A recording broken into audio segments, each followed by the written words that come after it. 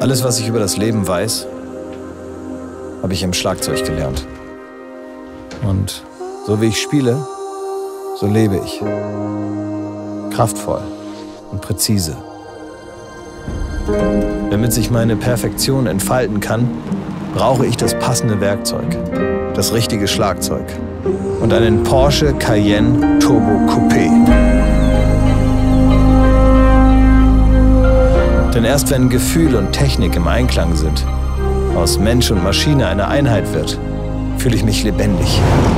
In meinem Porsche Cayenne Turbo Coupé. Ich gebe den Takt vor. Bestimme den Rhythmus. Spiele mit der Kraft, dem Gefühl und der Leidenschaft. Ich beherrsche die lauten und die leisen Töne.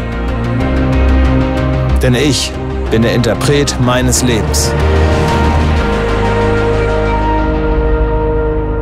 Und das ist mein Moment.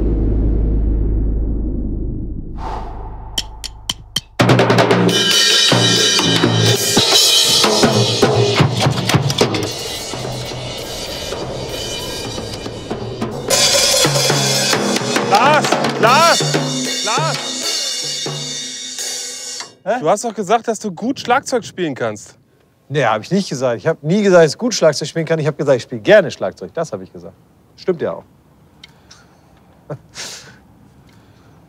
Ist ja auch wieder Kacke. Kein richtiger Werbespot oder was?